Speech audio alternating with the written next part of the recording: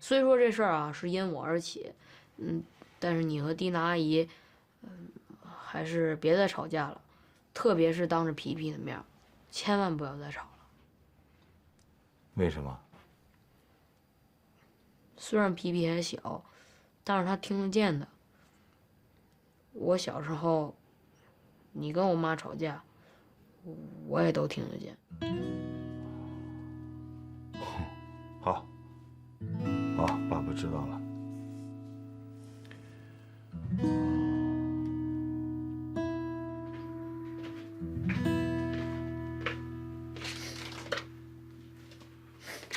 怎么还哭啊？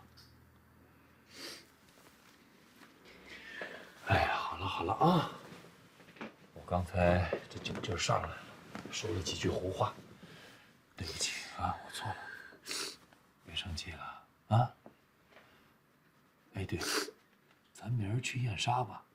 你上次不是看上那包了吗？谁稀罕那些破东西啊？我要的是你的态度。我的态度就是一视同仁，以后凡是小雨有的，皮皮也少不了，行了吧？要是小雨以后再害皮皮呢？哎呦喂，你别那么神经过敏了，我刚才都网上查了都，这小孩吃点盐没事儿的。哎呀，我算是明白小雨为什么非得回姥姥家住了，这成天让你们当贼防着，那谁也得疯。小雨要回姥姥家了，那他还回来吗？这叫什么话？他是我儿子，当然得回来了。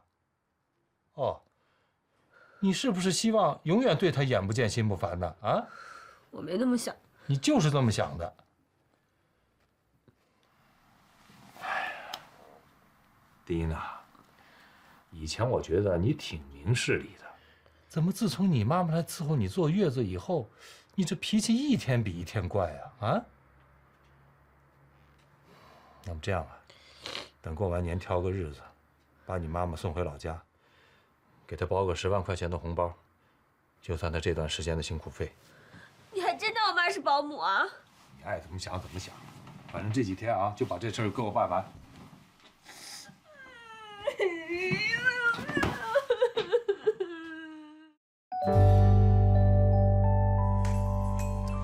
哎呀，别玩了，别玩了，快吃饭呐！哎呀，我知道了。小雨啊，你在姥姥家都待了3天了，你吃完饭赶紧回家去啊！我回家干嘛呀？我在这好吃好喝好待遇的，真是的。而且最重要的是不用看别人的眼色，你干嘛非得赶我走啊？是要搁以前呢，你爱住多久就住多久，可是现在不行，你再不回去，你爸那点财产全归那个妖精的儿子了。给了就给了呗，我又不稀罕。哎呀，你还小不懂事，你看，你10月份吧就要出国了。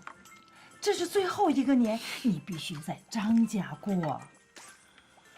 哎呀，你看这过年了吧，来你们家拜年的人呐，一定少不了。人家来人一看你不在，只有那妖精的儿子在，还以为你爸只在乎他，不在乎你呢。哎呦，我爸好歹也是做生意的，他能没脑子吗？你爸呀，就是没脑子。好了好了，快。听姥姥话，把饭吃完了，回家去。姥姥呢，去把衣服给你收拾了啊，乖。我去收拾衣服啊。快吃快吃，啊，吃饱了。嗯什么呀？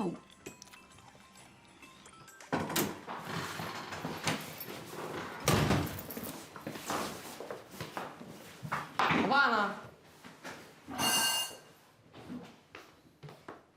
那怎么了他？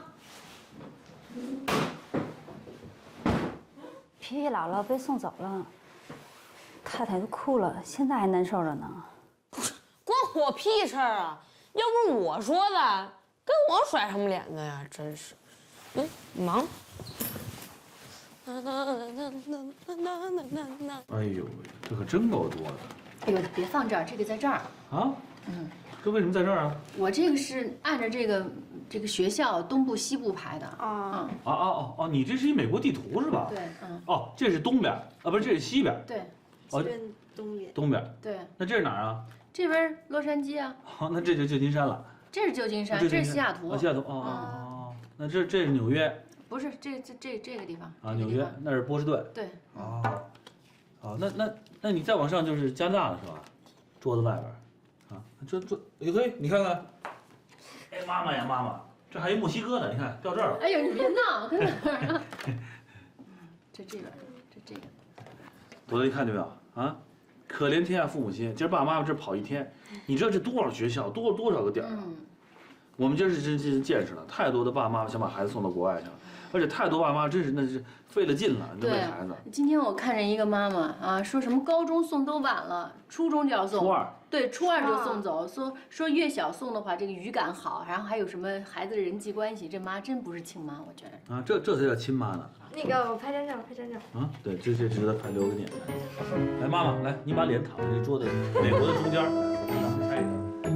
妈妈打我。上头。来，这个接着。哎，妈妈晚上教你炒菜吧？怎么样？哎，好啊，你教我炒什么菜？我炒的时候你就学呗。啊，我像你这么大的时候，哟，回来了。哎，爸，我今天晚上给你炒菜怎么样？好。都没学呢，先吹出去。哎，你学完肯定特别好吃。现在妈妈像你这么大，什么都会干，炒菜呀。做饭呐，还有做馒头啊，都会。真的？嗯。你先回屋，我跟你妈说2句话。我还在炒菜呢，一会儿。太阳。你先去吧，一会儿我叫你啊。那你别忘了啊，我叫你。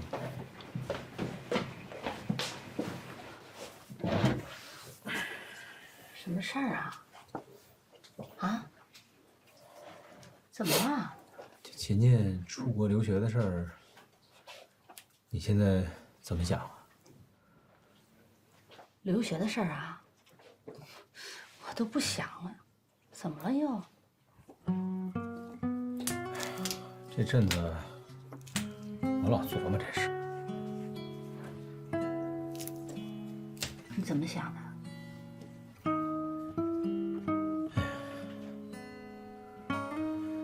他大爷不是说想让他去美国看看吗？我琢磨着，这离他开学还有半个多月呢。啊，你把这个护照和签证给他办一下，让他去玩2天。啊，跟他大爷也联系一下，就，说好了啊，这机票一定得咱自己买。哎，不是，我没听错吧？你同意了？想让他去看看呗。他要真觉得那儿好，他愿意在那儿待着，那咱们下一步再考虑怎么办出国留学的事儿。啊。那当然了。你说，要是孩子不喜欢待在那儿，咱也不能愣逼着他呀。是。你说你这人也真是，光办这些手续就得1个多月呢，你也不早说了。我也得琢磨琢磨呀。反正不行就暑假再去呗，也不差这半年。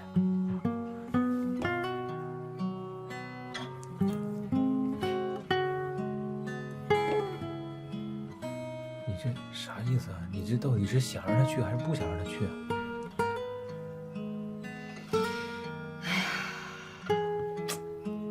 我就是挺高兴的。你说真是让你能想明白了，挺不容易。我今天晚上就把那个表下载下来，先填表，然后啊，哎，对了，这事儿先别跟琴琴说，到时候给她个惊喜啊。啊？行，我就怕你这不是惊喜是惊吓，你把他给吓着了。倒是把我吓着了。哎，今儿不在家吃了，咱们出去吃。行，走。今天走。走了，吃饭去，出去吃。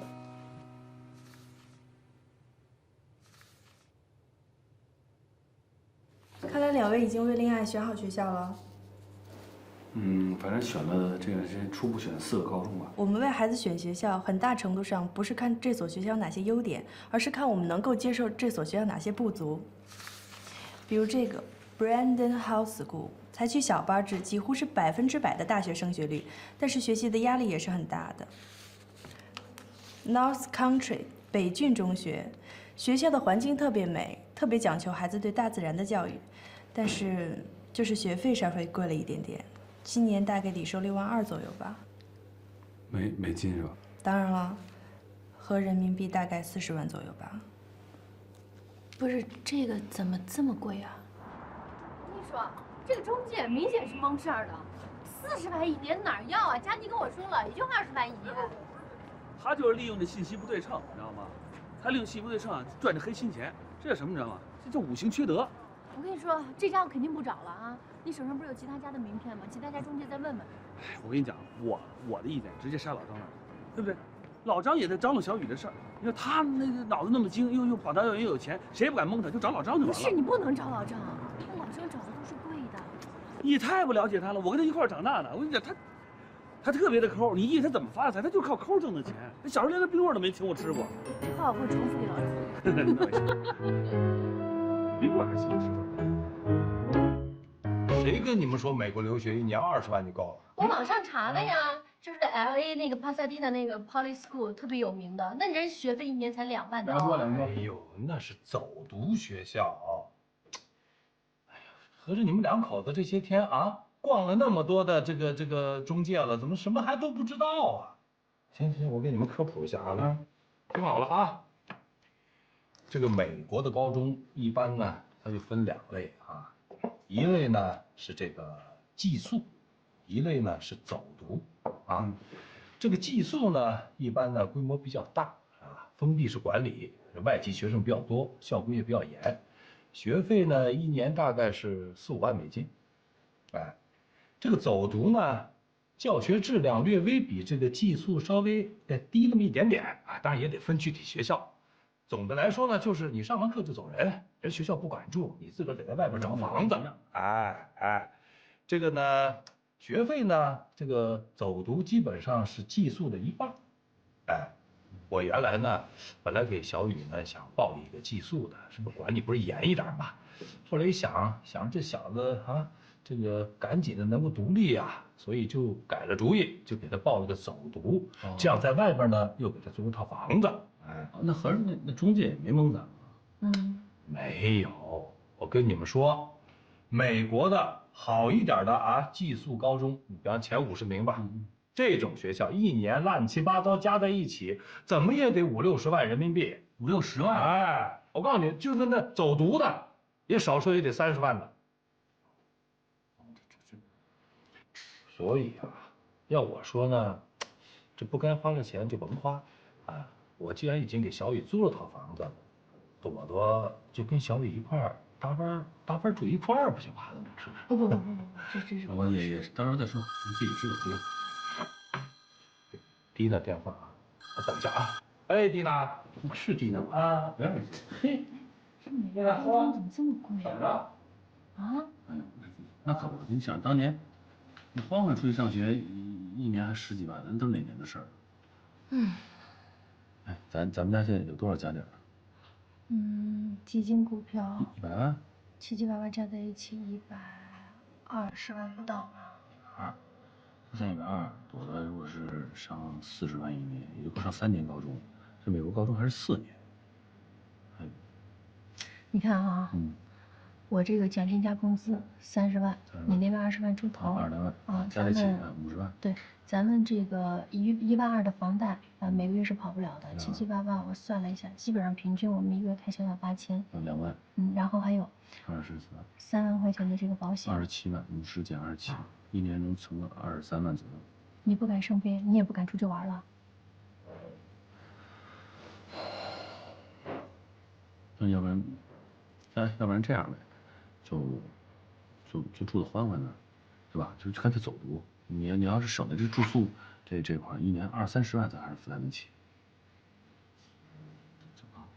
哎，是欢欢，我承认他确实有点性子太直了，跟炮筒子似的说话，啊，但是他对朵朵还真喜欢。你忘了他那去年春节回来，还给朵朵买一个最新的那 mini iPad 呢。我知道他喜欢朵朵，两码事儿。我是觉得住在那儿啊，那有什么关系啊？我自己亲妹妹，那都是方家人，有什么关系呢？那当年他出去上学时，你还帮他带孩子呢，对不对？我要不行，我跟他说，这自己家亲戚，自己妹妹有什么不能说的？就这么定，行不行？你问问吧。行，我问。这突然就降温了啊！吃饭时候没那么冷的感觉。哎，佳妮，嘿，我这天怎么突然就变冷了啊？是啊，这么冷天干嘛去了你们？不是，跟那个张两周在那咖啡馆吃点东西，说那孩子留学的事儿。哦，对了，我还想问你们呢，我怎么听晴晴说你们开始给朵看学校了？啊，怎么想通的呀，文姐？你看，还是我说的吧，孩子要想有出息，早晚就走出国这条道，是不是？哎，我那天碰见老金说你们的护照也快下来了，是不是？我们啊，护照是快下来的，发四没一撇的事儿先准备着呗。佳妮，我跟你说，你之前跟我说的1年20万，这消息不准确。啊，我们问过中介了，没有20万，基本上都得40万。你，他说不清楚，我来说。怎么说？是这样啊，我们去中介问过了，就是如果不住校，走读住亲戚朋友家那种，20万是底。如果你要是好一点的私校住校，40万起。而刚刚我们跟张亮中那问了，老张你说说反了，是20万是那个。对呀，不住校的20万，住校的40万。对，没错。刚跟张亮中那问完，你知道吧？他问小姐说前后忙了一圈了，他就问的觉得你之前的咨询是真的吗？这绝对的。刚问完老张，我们又去了中介呀。要不你这上屋里跟你说，我们这还有资料在那给你看。不用，我还有点事儿呢，回头吧。那我让他回头你拍个照片发微信。需要我发微信给你啊。好吧，行，快回快，去太冷，走。跑2步行不行？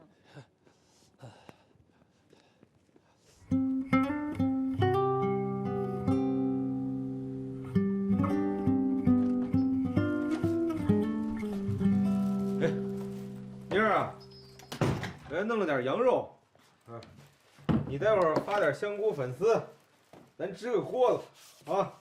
哎，天儿真冷。哎，你们那护照办怎么样了？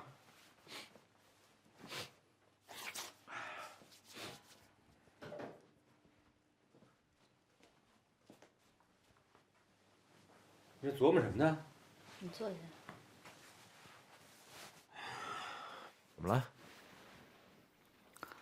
哦，我刚才在院里碰着文杰了，说孩子出国这费用哪是10几万呀？至少得30万。多少？30万。哎，你上次不都算过了吗？吃住在你姐家，然后再加上他有那个奖学金，不也1年也就10来万块钱吗？那都算错了，10几万还好了呢。就算咱舔着脸吃住都不给姐钱，光算学费，至少30万。妈呀！1年30万，那上3年学就是90万，那再加4年大学，这得多少钱啊？所以呀，算了，我看秦金出国这事儿也甭去了，别回头孩子去看了看，说妈妈我喜欢，咱怎么说？去不了，家里没钱。就说他爸没本事，挣不着钱。你也别这么说，怪就怪咱就是异想天开，白日做梦。你说本来想1年要是10几万，咱勒紧裤腰带攒一攒，30多万。看看人家家的孩子，说走就能走。像咱们这种家庭，算了，别说了，不想。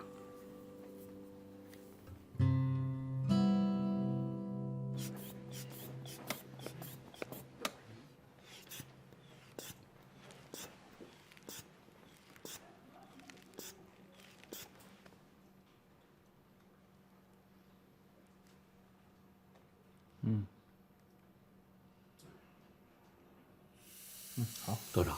没问题，不高吧？不高。朵朵看见姑姑那股亲热劲儿，没问题的。到了美国，我相信欢欢肯定像对待自己亲儿女一样的对待她的。那什么，反正就是跟他说说呗。对，或者我再给他打个电话。哎妈，你要忙我打吧。你爸血压怎么样？没问题。来，哎，吃点水果。那我给您正好测一下。我测什么呀？哎，我都来了，你给测一下。我的血压好着呢。哎呀，你别说你测嘛，你这坚持每天。我跟你俩说哈，你别着急。欢欢没接这个电话呢，可能正忙着。公司不是准他假了吗？这次没赶回来。正月26他一定是会回来的啊。到那时候咱们一家几口人坐下好好商量，来得及。你说是不是？你妈这个主意不错，真的这事儿我也觉得，不是一个电话2个7、8个电话能说得清楚的。对，得坐下谈。先别说话，干脆就等他回来，咱们坐在一块儿，群策群力，集思广益，通力合作，对吧？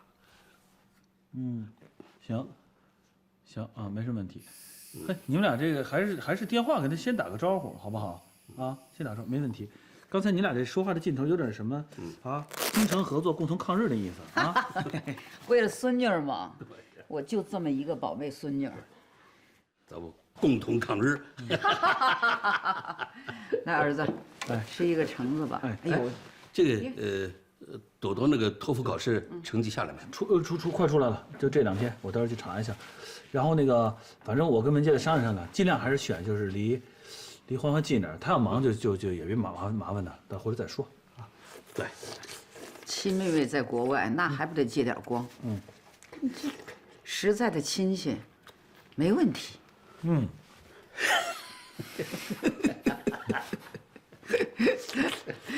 再吃一个。哎，出来了。多少分？68分，稍微是，这是已经尽力了，但是这分儿还是有点不上不下。什么叫尽力？这非常好了，头一回考托福，好多人考好多回，我跟你讲，都到了这成绩。那天那个老师不是说了吗？这个一般来讲啊，这考个2、3次是很正常的，而且每次能提高个10分、8分，知道吧？我下次一定能考得更好。那肯定的，那必须的呀，你知道吗？啊，你属什么呢？没有，我这看看他这每一个 reading 这 listening 这个分数是多少嘛？就是这个分儿比较低，我下次对你这写作稍微低一点，对不对？然后呢，咱这样，给你报个托福班，是吧？行。哎，你说是不是应该把下次托福考试这名也给报上了？什么报托福班啊？什么报名啊？他这是初3的最后1学期啊！初3最后1学期，他这又是中考又是托福，他哪儿吃得消啊？我能吃得消，我绝对能吃得消。我就报那种周末班就可以。你看啊，你就是再让我多试几次吧。我现在考了68分，对吧？离75就只差7分。你们说，就是再给我几次机会，我没准我踮踮脚，我加把劲，我就能够上了。让我再试几次吧，这才第1次。好，只要你身体吃得消，你不嫌累，你喜欢就给啊，好吧？不是，哎，方圆，你看哈。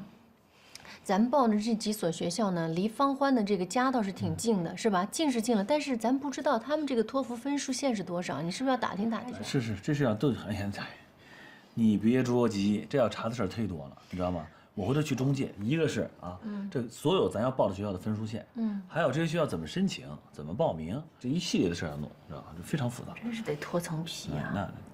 但是脱层皮也没问题啊，没事儿啊，最低都是80分啊。我怎么听有些朋友说75分也能进这个前100的学校啊？你说的那是好几年前的事儿了吧？不瞒你说，这些年去美国读高中的学生是越来越多，所以那边要求的托福分数和学费呢，也会1年比1年水涨船高。今年要求80分，没准明年就要求85分了。因为学校也要通过这种硬性的标准来筛选出优质的生源。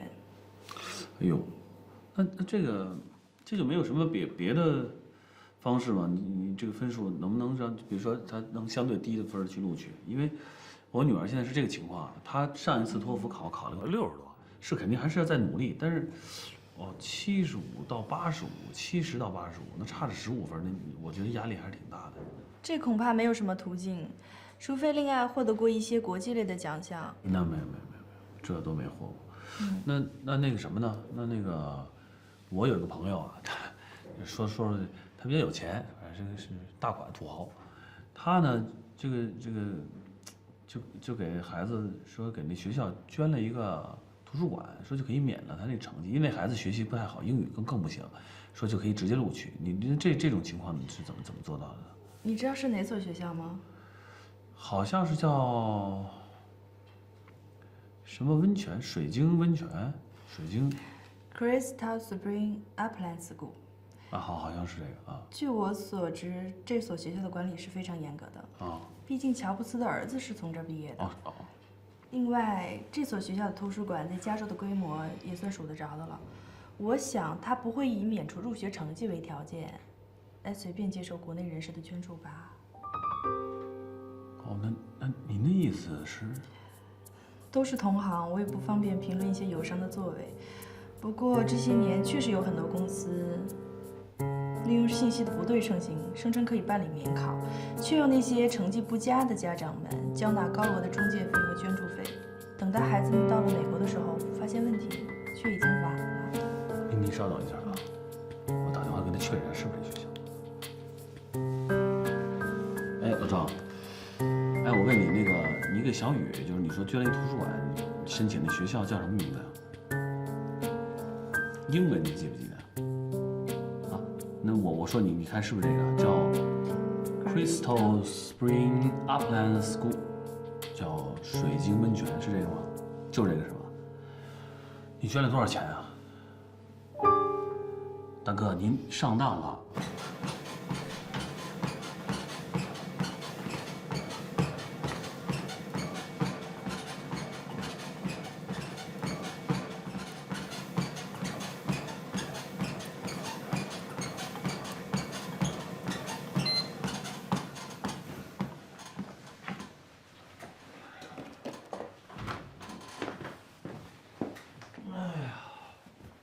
行了，别闹腾了。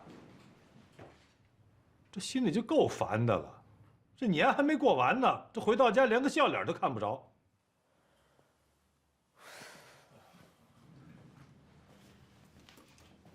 怎么了？出什么事儿了？还是小雨留学的事儿。我刚去了趟中介，把他们办公室给砸了，差点没打起来。你没受伤吧？没有。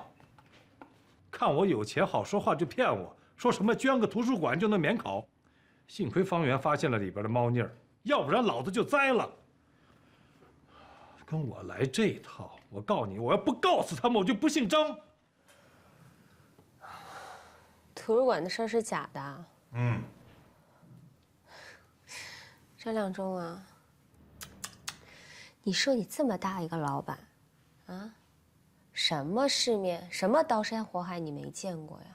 怎么一谈人小雨的事儿，你就这么容易被人骗呢？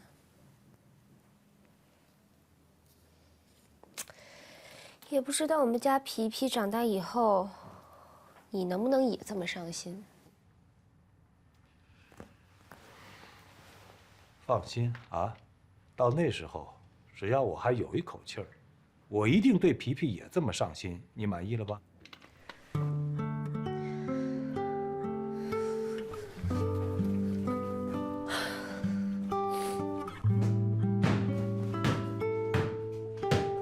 拍你个头啊你！老子心脏病都让你给拍出来了。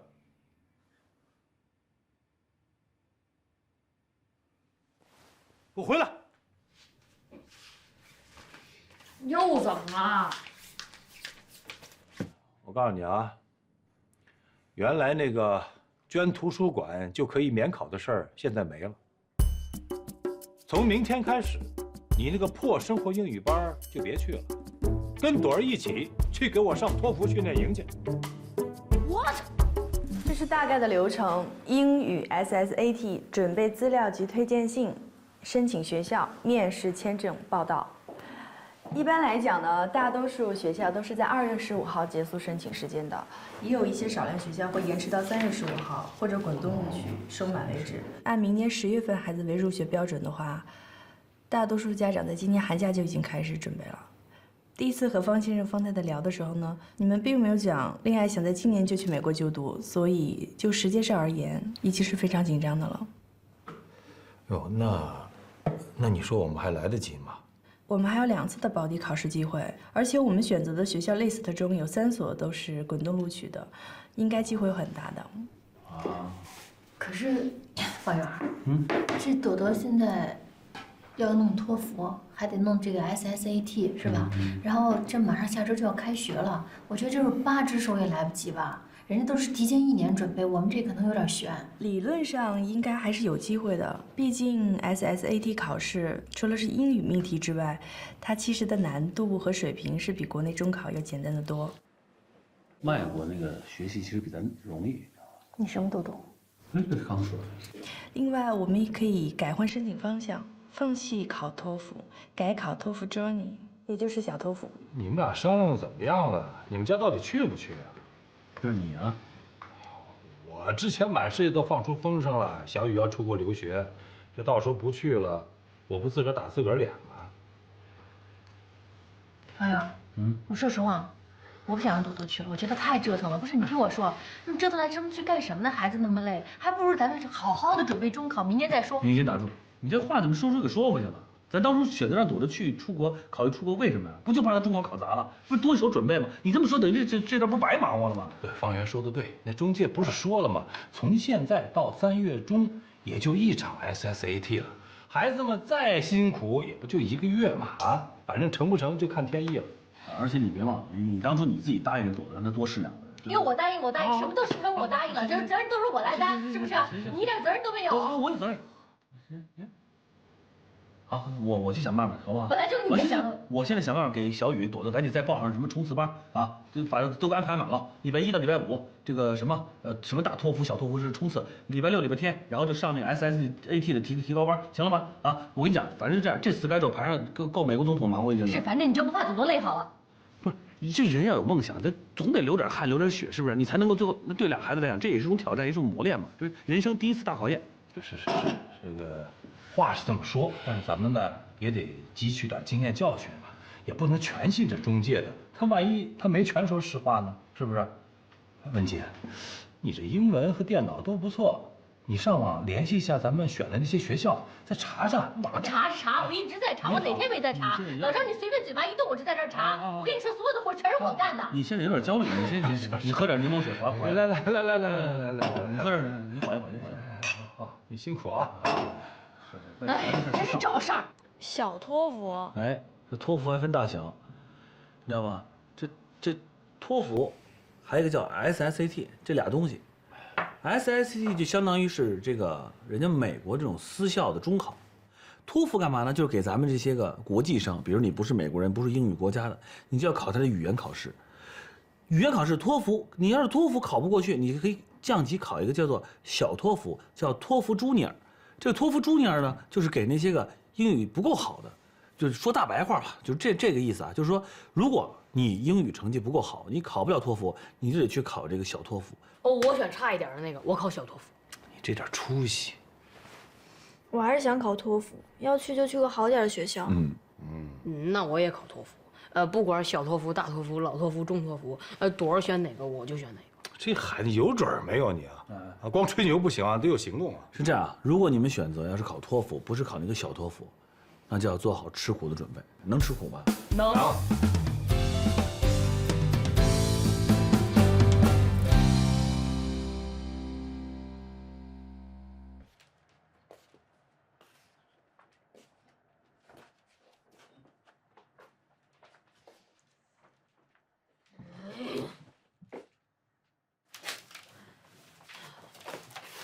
哎，张小雨，你干嘛呢？不背单词？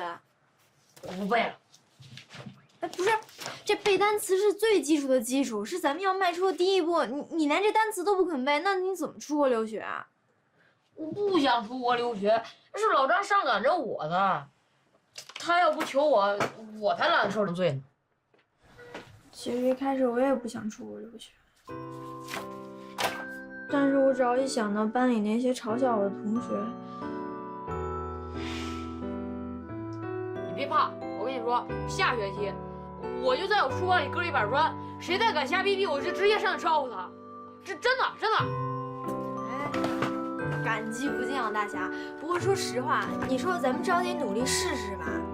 那如果咱们真的考好了，可以出国了，那就算走运。但要没考好的话呢，那咱们就认命呗。就算去读职高，我也陪你。行，有你这一句话啊，那这英文单词就算是 shit， 我也给它背下来。哦，原来你家现在已经天下太平了。我妈现在好久都不惦记我出国这事儿了。哎，我跟你们讲，我爸我妈现在感情越来越好了。哎呦喂，方朵朵，你知不知道高中部的理想已经转学了？是不是被你爸妈给吓走的？对呀，是被你爸妈吓走的。我看就是被你爸妈吓走的。哎，你们别瞎说。请问这件事情和你们有关系吗？关你们屁事儿！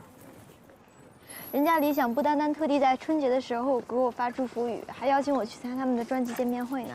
怎么，他们没有邀请你们吗？哎，朵儿，人家理想怎么能邀请他们这种丑女呢？张小雨。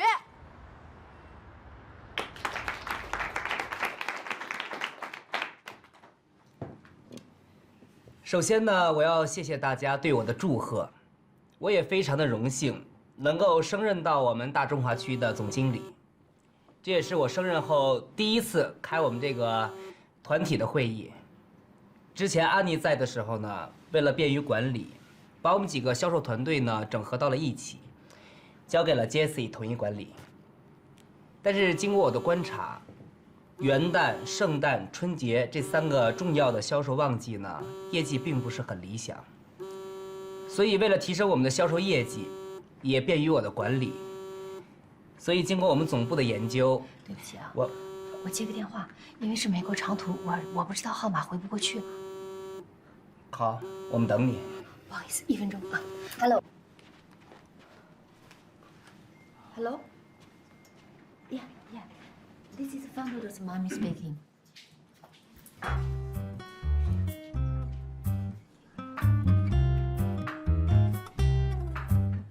Wait a minute. What do you mean? Oh. Okay. Okay. I see. Okay. Thank you. Thank you for calling.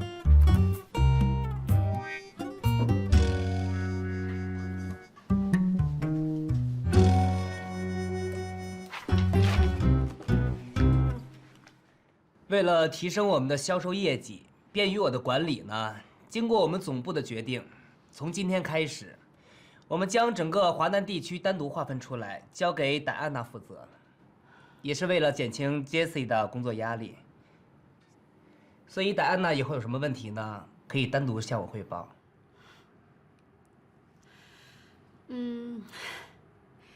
请大家放心，我和我的团队一定会努力工作，不会让大家失望的。Jessie， 因为我们前一段时间的销售业绩并不是很理想，所以我觉得你应该带领大家好好的反思一下，看看到底是什么原因。啊，您放心，反思肯定会有的，问题也会找出来，然后我会和戴安娜精诚合作，把业绩搞上去。好，我希望大家今天说的话呢，能够言出必行。好，散会。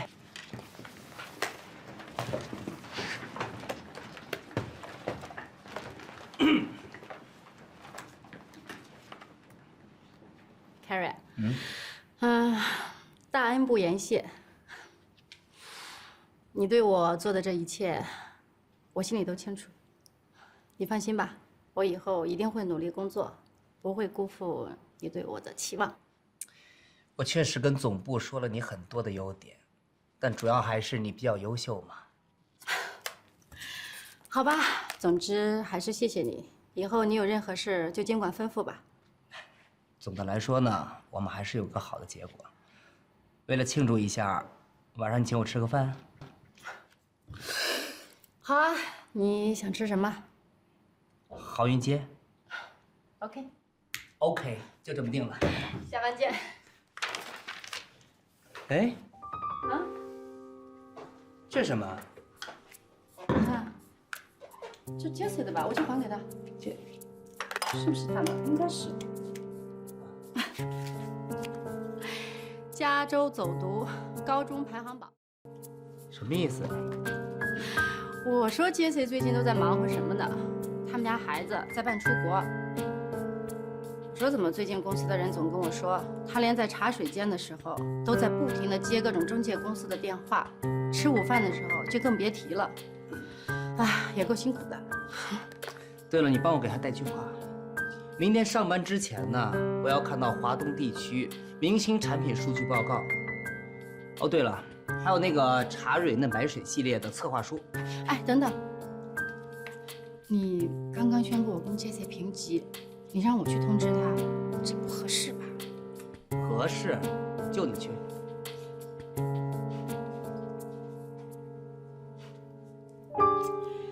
啊，好吧 ，Jesse， 今天你要熬大夜了。老大，这么重要的会议，你怎么能接电话呢？哎呀，一屋子的人都在等你 ，Carrie 刚刚脸都白了。这下好了，戴安娜又和你平起平坐了，我们忙活半天又打一平手。米娅，记住一句话：鹰有的时候飞得比鸡还低，但是鸡永远飞不到鹰的高度。所以记住了，我们要做鹰，不要做鸡。来，给鹰续点水。这话太好了，回头我发个朋友圈。哎，不是我原创啊，列宁引用过的。好。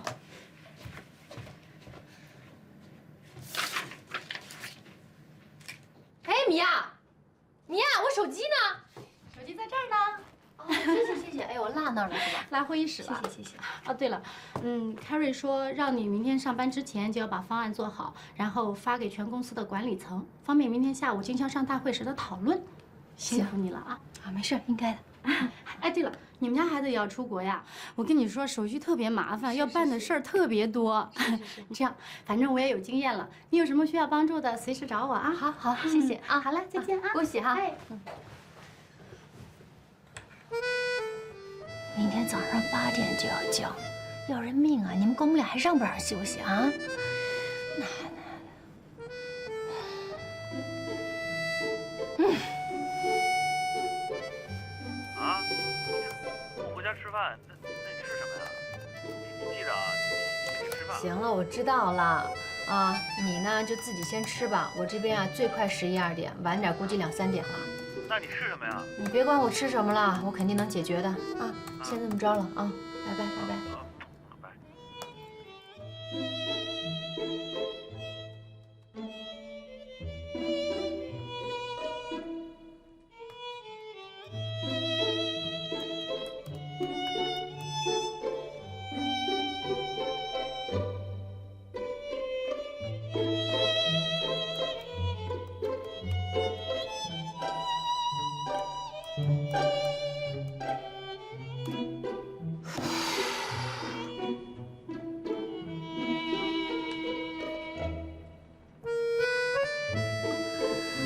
Your question， 男女同校，分别宿舍楼 ，SST 最后时间4月10号。没写学费是多少？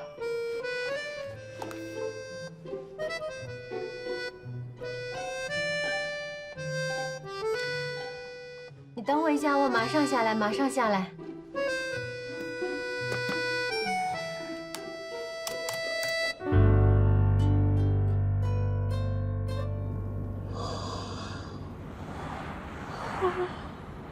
这主任大去！你们这公司可真行，加班加这点儿，做多大买卖啊？要不，要不咱俩找地儿吃点宵夜？没胃口，不想吃。哎，豆豆睡了。我出来了，我还没睡。怎么还没睡啊？下周那个 SSAT 要考试嘛，他说要那个再多做点题。能多补点就多补点。老公啊，你说我们一家3口这么折腾，这么累，哎，你说到底值不值啊？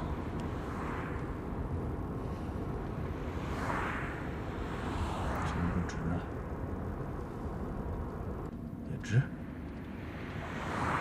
现在趁着年轻，咱努力呗。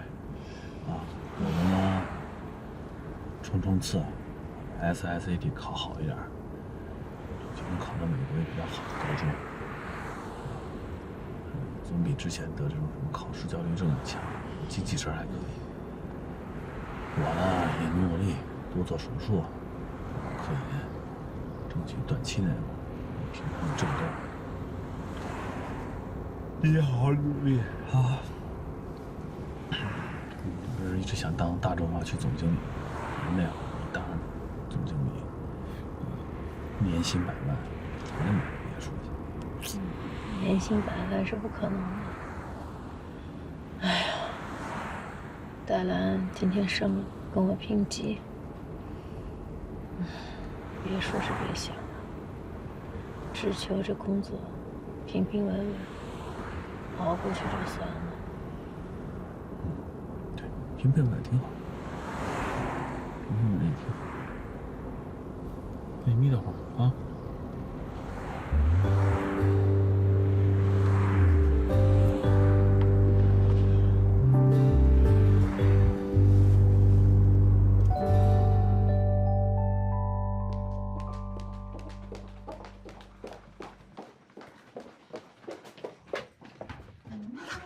老大，一年的学费是多少？哎，稍等一下啊。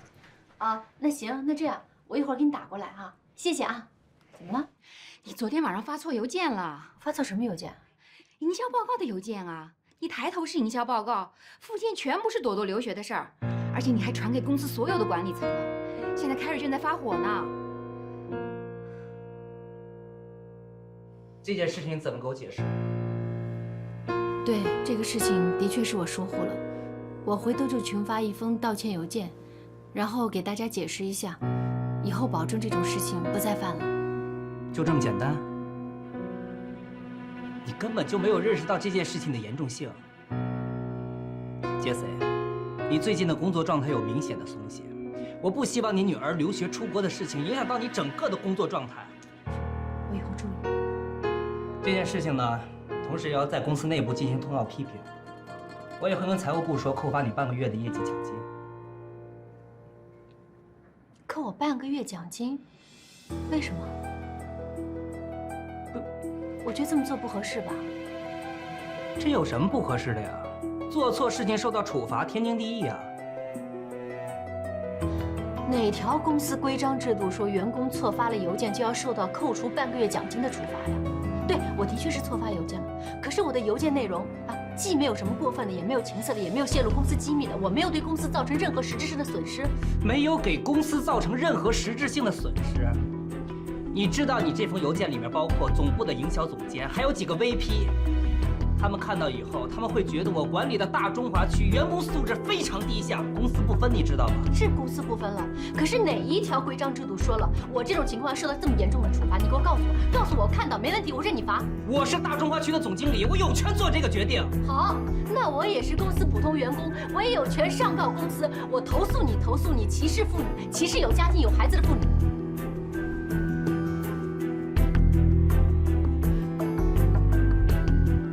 安你手下无弱兵，我们大中华区还真是藏龙卧虎啊！我知道你跟安妮的私交不错，他走的时候呢，还向总部推荐你升任总经理，不会是因为总部没有选你，你就明里暗里跟我对着干是吧？凯瑞，我觉得你好幼稚啊！都说你心眼小，没想到你心眼这么小，比女人还小，这种话你都说得出口。行了，你爱怎么罚怎么罚。嘿，我谁幼稚啊？老大，你没事吧？没事。我看到 HR 群里面发的处罚通知了。啊，没事，没关系，不就是骂两句，罚点钱吗？行，那我走了啊。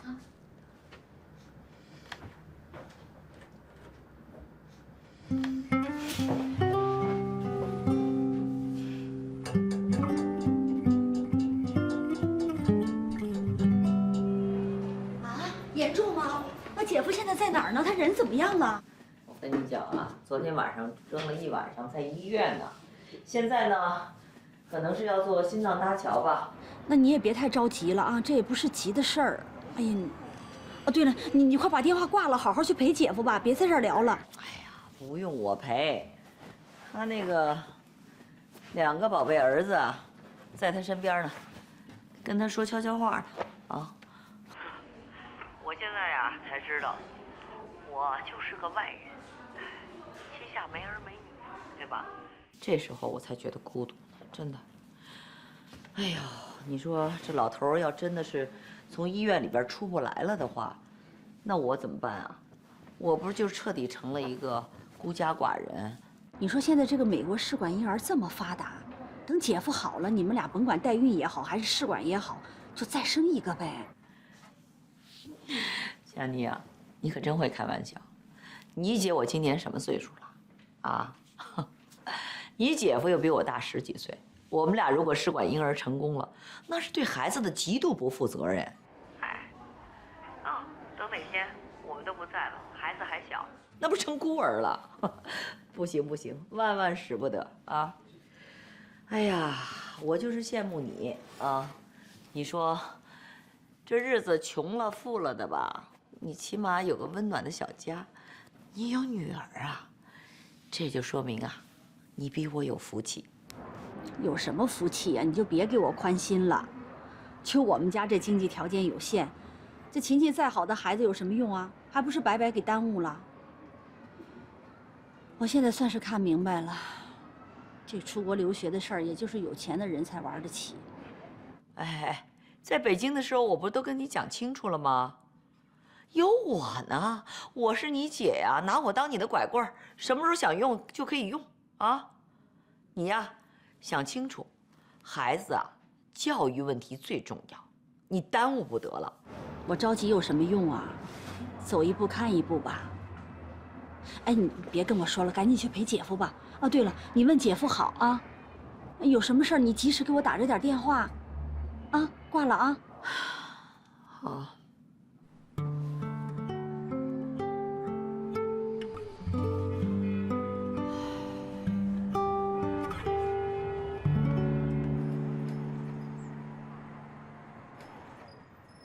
来，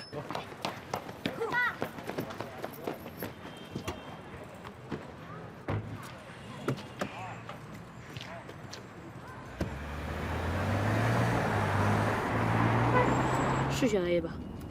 哎，是不是 B？ 不是，啊，对，就是 B， 这道题。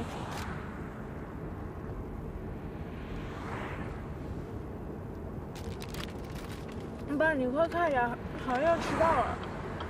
哎呦，你这是停车呀！真行。你觉得选哪个？C 吧。C。万年不会接选的。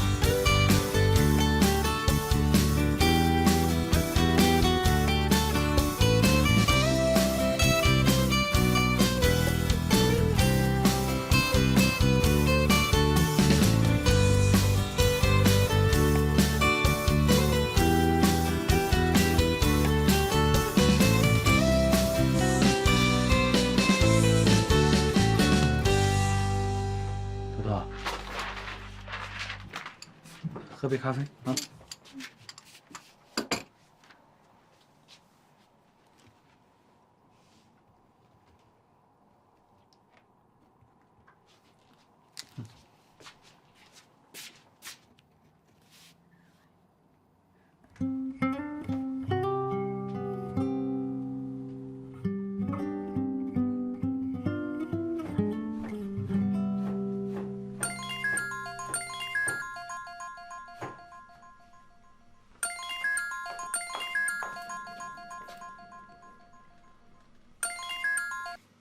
喂，姐，怎么了？哎，佳妮，我有点急事儿想跟你说。哟，你这么早来电话，你们那儿也就早上5点多钟吧？哟，不会是姐夫那手术出了什么问题了吧？你姐夫没事了，已经出了 ICU 了，现在状况挺稳定的。哎呦，吓我一跳！你这么早找我有什么事儿啊？是这样啊，那天咱们俩通完电话以后呢，我认真想了想，你现在还愿意把琴琴送出国留学吗？当然想了，你怎么想起来问这个来了？我跟你讲啊，如果我来承担琴琴所有的费用，学费呀、生活费等等一切费用，你愿意把她现在就送出来吗？哎，姐，我没听错吧？你说是琴琴上学的这个费用，你全都能出？是的，我也想明白了。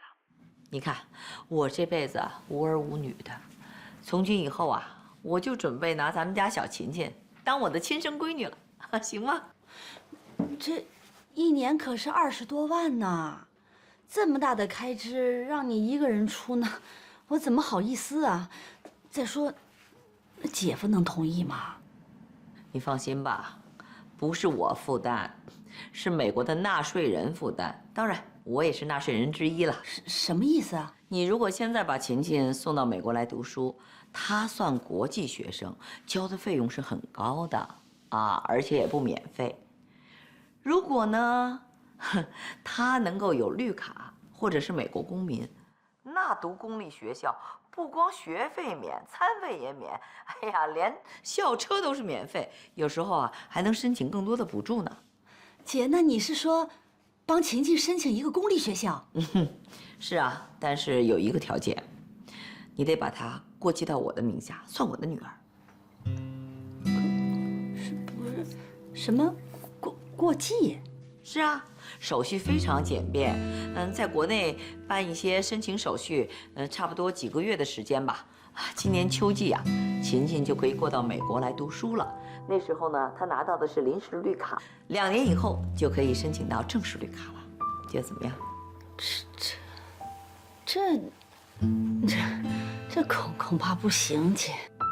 我跟你讲啊，佳妮，我还有个私心，我这个方法呢叫一箭双雕。你看啊，你姐夫现在身体状况这样，我说句心里话，不知道哪一天啊就去见马克思去了。如果真到那时候，我怎么办呢？我跟你姐夫辛辛苦苦打下来的江山，到时候我们的遗产就要遗留给那2个小子。他们对我从来都不孝顺，我为什么要把辛辛苦苦赚来的钱送给他们呢？哎，如果琴琴过继到我的名下，那我们的遗产就得分成3份了，这样琴琴也可以有1份。一呢，满足琴琴出国留学的要求，这不是一举2得吗？你觉得怎么样？那个姐，我知道你是好心，可是这事儿也有点太那什么了。就我们倒也没什么，就是孩子呀，你说琴琴她，我觉得估计够呛。行了行了，我知道你没小心眼啊。你是担心琴琴将来不认你了是吧？怎么可能呢？琴琴是那么懂事的孩子，对吧？他们永远是你跟老金的心肝宝贝儿，他怎么可能不认你们呢？啊，对，就是这事儿有点太突然了，要不姐我再想想行吗？好的好的，啊，你要认真思考一下。另外，你也要好好的跟老金商量商量。以他这种学习成绩，那将来什么哈佛啊、耶鲁啊，美国前10名的大学啊，都会抢着要他的。行，我都听清楚了，我会好好想想的啊，姐。那个啊，对了，我这正做着饭呢，这炉子上还有饭呢。你再等我啰嗦一句啊，是这样，办绿卡差不多要3年的时间，办到公民呢需要5年的时间。如果5年以后你不想这样了，我们可以解除过继关系嘛。哎，我都听清楚了。行了，那我想好了，咱们再通话啊。那我先挂了，姐。哎，挂了啊。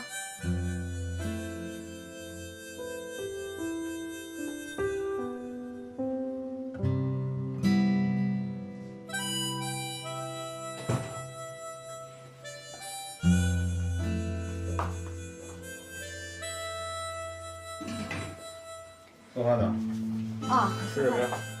我这不炖了个汤吗？光喝汤？哟，坏了，米饭没做呢。啊？不是，刚才姐来了个电话，说那个姐夫心脏动了个手术，问那个术后护理的事儿呢。有事没事啊？哦，没什么大事儿。那个什么，这么的吧，我下去买点烙饼，你盯着这汤，马上你可以关火了。那个菜你再扒拉个青菜。我去，我不用，你歇会儿吧，我去。马上回来了。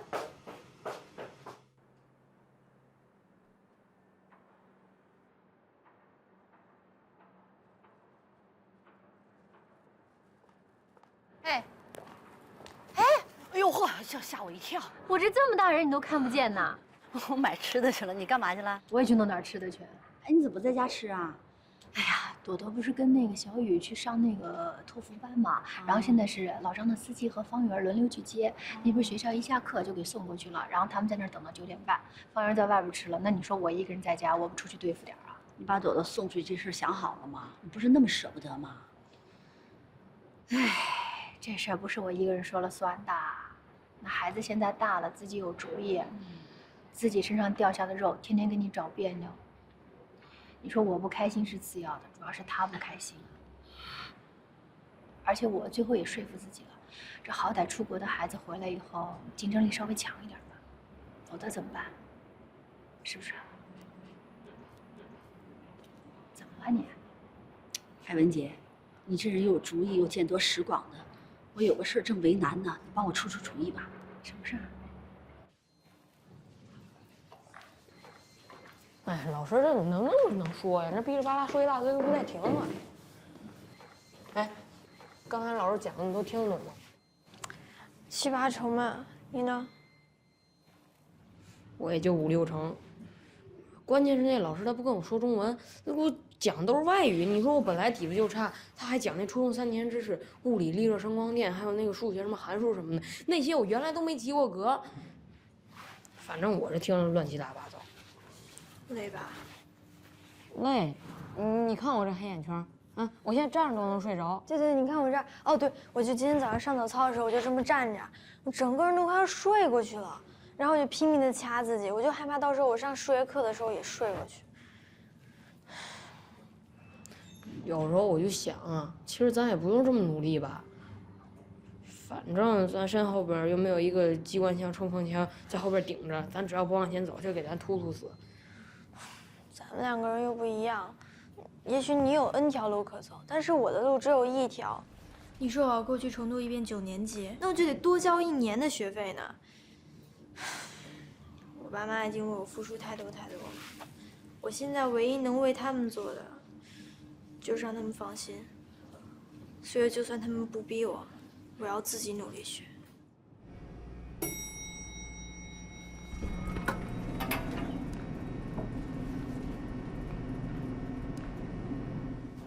你要把晴晴过继给别人？那不算别人，我姐，亲姐。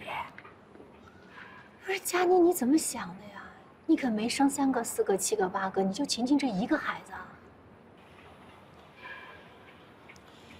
哎呀，我就看着你们家朵儿和小雨都出去了，我也心里着急呀。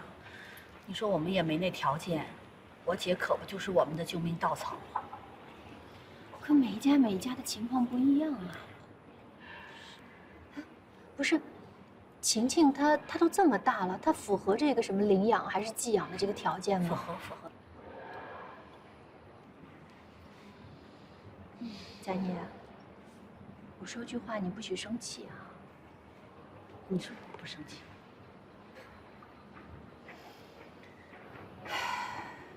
这晴晴一旦真的过继给别人的话，我姐不是别人，是，从法律上来说，晴晴就跟你没关系了。那将来生老病死，万一有个什么事儿，进了手术室，我说万一，晴晴是不能给你签字的。这个孩子从法律上跟你没有任何关系了，你得想清楚啊。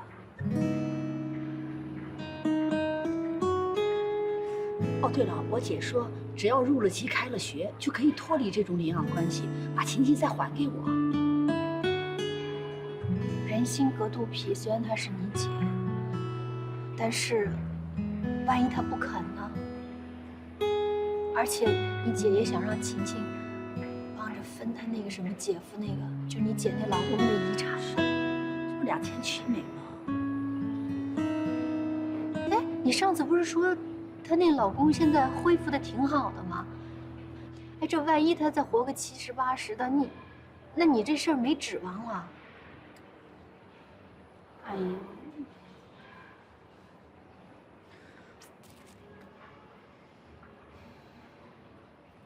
我反正是把这些东西都给你摆在面前，你自己最后做决定。哎，老金什么态度啊？这还没说呢。你是挺不好张口的，这孩子又不是你一个人的，那老金疼孩子不比你差，是不是？把晴晴疼得跟自己眼珠子似的，你怎么跟他张这口啊？那就再缓缓，缓缓再跟他说呗。你说了，老金也不会同意，我都比你清楚，别说了。这让你出个主意，尽点退堂鼓。这不是个事儿。那能有什么办法？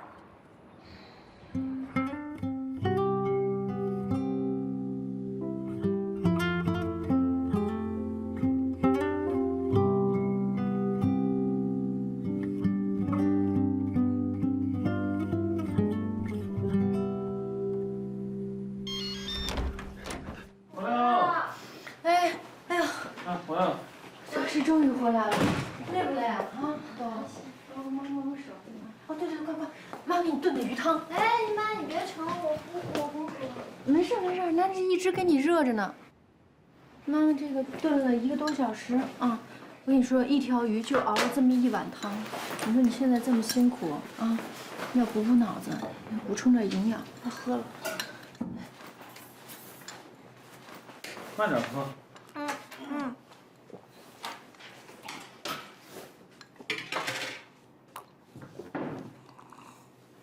还行吧。我跟你们说，如果让我喝这1碗鱼汤，一下能记住3个单词，永远忘不掉那种，我这喝100碗都愿意。哎呦，把我孩子逼的真是。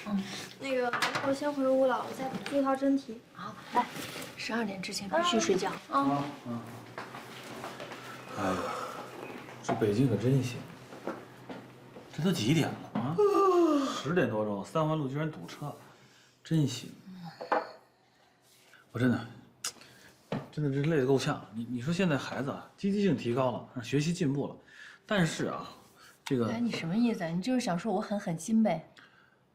不是你狠心，真的。你说我真的累了。你说每天就这样堵，刚才我就想堵在路上，那接孩子下学习班，啊，你说这上什么补习这班补习那班，图什么这是？哎，你确实是有点狠。我跟你讲，你这狠基本上属于无人能及。哎，你还真别说这个话，还有个人比我更厉害、更狠的。谁呀？你猜？我不猜，你说吧，谁？吴佳妮。谁？吴佳妮。哎呀，佳妮哪有你狠啊？佳妮要把晴晴过继给她姐。真的假的？真的，下午跟我说的。过继呀？对，过继，你没听错。这为什么呀？佳妮不原来就想把晴晴送出去吗？后来不是因为学费的问题就搁浅了吗？现在不是看着小雨和朵朵都打算出去了，他这个念头又开始活泛了。那想来想去没别的招，他姐姐正好没得生，佳妮就准备把晴晴过继过去。他姐说了，说什么学费啊、住宿费一直都管到大学毕业。佳妮就动这心思了。哇塞，这，那老金怎么说啊？老金不知道。那就他的一想法，你老金那么疼晴晴，不可能答应这种事情。哟，这你可别说，他们家好多事儿都是佳妮说了算。哎，你这怎么最近开始怎么这么多工作，加班还得？没办法呀，凯尔给我穿小鞋，这些事儿都得我来完成，明天早上就得交。总之，反正最近大家都不太顺利，各方面都不顺利，真的，因为每天这累的我一点劲儿都没有。我刚才驾车行驶在这3环路上，我就在想，你说这茫茫夜色中这么多车，有多少车啊？里边是坐着家长，带着孩子刚从补习班回来，这么些家长就是为了孩子什么升学呀、留学呀，啊，上各种补习班啊，加这种课呀，你说这八仙过海，前赴后继是图什么呀？我不知道图什么。不是图什么？干嘛折腾成这样这么累是为什么呢？方圆，方圆，是谁让把朵朵送出去的？不是送，不送这也一样啊，这都是图什么？你说这孩子本来好好的，怎么这学习的事、升学的事弄得压力这么大呢？这图什么？那咱不送朵朵出去了，好不好？那也不是法子，你知道吗？反正就是疲惫，每天都是疲惫。你真的，你最近我都觉得看着你啊，躺床上，有时候我看着你的后背，我一摸啊，就觉得像是一个最熟悉的陌生人。好久都没在一块儿，要不今天咱们早点睡觉？你先睡，我半夜来找你。不是，我是说早点睡觉。对啊，你先睡啊，回头我晚上我来找你。我等一个邮件，等完我拷贝下来，最晚3点。我直接睡吧。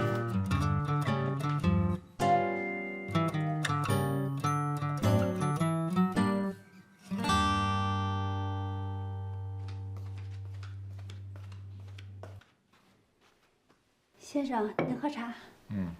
哎，小张，等等，您还有什么吩咐？这蒂娜最近到底是怎么了？啊？以前挺正常一人啊，现在怎么动不动就阴阳怪气的？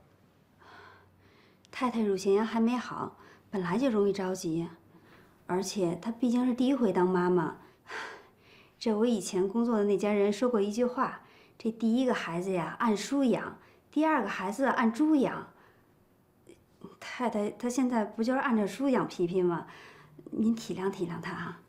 我还不够体谅他呀！啊，这小雨在屋里边玩命温书，我都没陪着，这巴巴的在这等着他回来。也是，我在您家做这么久，还是头一回看见小雨这么用功呢。行了，你去吧。哎，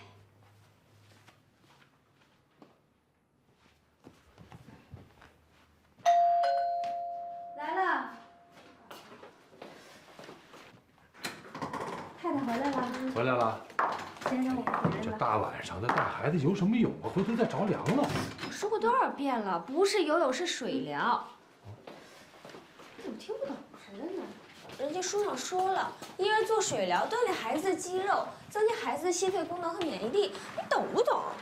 哎呀，你怎么书上说什么就是什么呀？这小雨以前也没吃什么果泥，做什么水疗，现在不也挺好的吗？谁叫我们皮皮命苦，生来先天就弱呢？我这当妈的不给我们孩子想着点，那孩子长大以后埋怨我怎么办？哎呀，那也没必要大晚上的去。孩子多了交叉感染，你懂不懂？我特意买了 VIP 卡，人家水疗中心才头一晚上9点给皮皮开专场的。哎呦喂，行行行，以后皮皮的事你说了算啊。哎，什么叫做我说的算呢？你想撒手不管了是不是？你还是不是皮皮的亲生爸爸？我怎么就不是？哟，杨总的电话，我接一个啊。哎，杨总，行行，杨总，哎，你好你好，哎呀，早就过完年了，上班了啊。哎，咱的合同怎么着？明天我家里有点事儿，早晨要跟你请个假。请假？怎么了？啊，我爸要复查去，我得陪他去。就1天啊？谢谢啊。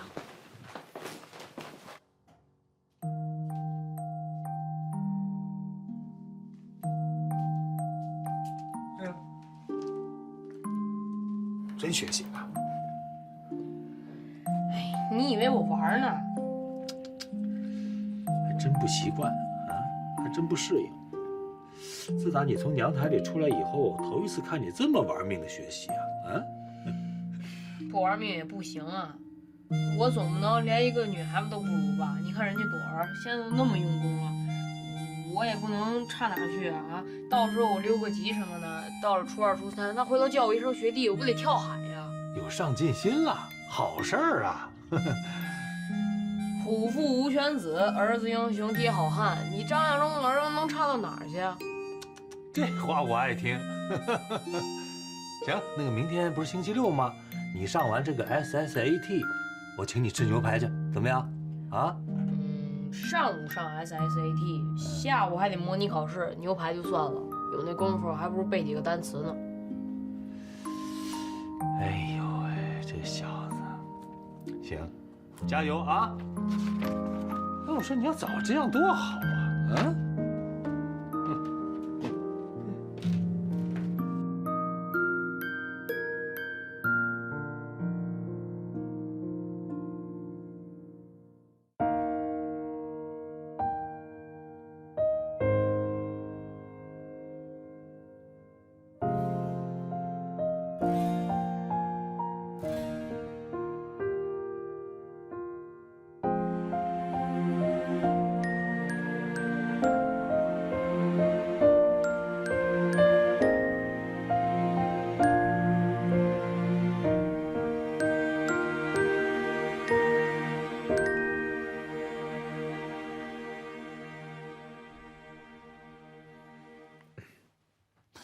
哎呦，哎呦！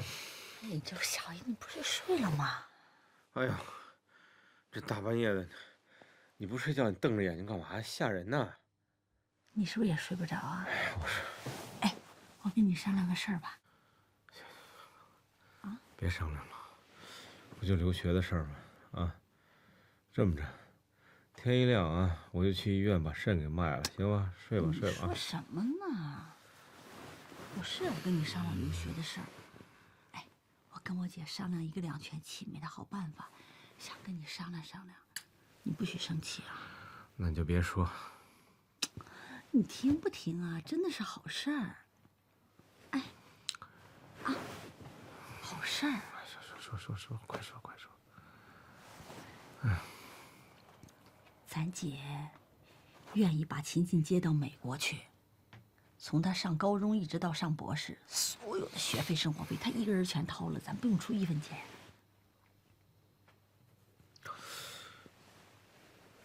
我这是醒了还是在做梦呢？我啊，你姐不是看饭馆的吗？改开粥厂了，做慈善了。看我没跟你开玩笑，真的，你说是不是好事儿啊？是不是啊？啊，也算好事儿吧？是吧？那怎么着？那你就赶紧吧，你跟他一块儿去啊？哪能去得了？但是得有个条件。你看，我就知道，啊，咱们就办个手续就行，把秦晋过继给他们就行了。说什么？过继？秦晋给他当闺女去，咱俩这爹妈就不算了是吧？不是，秦晋还是咱们的孩子，这到哪儿都变不了，就是在法律上办一个领养手续就行了。哎，你说秦晋要是成了美国公民，那就可以上公立学校了，你说是不是？再说咱姐没孩子，她到了美国肯定拿得跟亲生女儿一样。对，你先打住，你答应了？没有啊，这不跟你商量的吗？你说秦晋这么优秀，是不是应该出国？咱没那条件，那送上门的条件，咱是不是应该给他抓住？我呸！哎，我辛辛苦苦养这么大一闺女，我送她外边去管别人叫爹去，我没穷到那卖儿卖女的份上呢，我。不是你姐是有病吧？啊，自个儿生不出孩子，惦记咱闺女，什么人性啊？你别嚷嚷，你再让秦晋听见了，我这不跟你商量的吗？那前2天你不是还说把孩子送出去挺好的？挺好，那也不能这么干啊！亲爹亲妈不要了啊！这天底下没这道理。我告诉你，他是中国人，他姓金啊，他走到哪儿他都姓金。那也没说不姓金呐，他当然得姓金了。那顶多就出去起个外国名字，什么 Mary 啊、Sonny 啊什么。呵，你想，你这为了给闺女改名换姓，你还真下功夫哈！什么桑尼还迈着还 sorry 呢还，我告诉你这事儿说破大天都不成。我活着一天，我死了他都得姓金。哎，你说话别那么难听啊！你嚷嚷什么？你说电视上都演了，有些人为了拿那绿卡费多大劲，咱这送上门来的，给咱家长脸。这长什么脸？这啪啪啪打我脸呢？这是。你那么喜欢外国，你去找一个去啊！啊，我把闺女给送出去。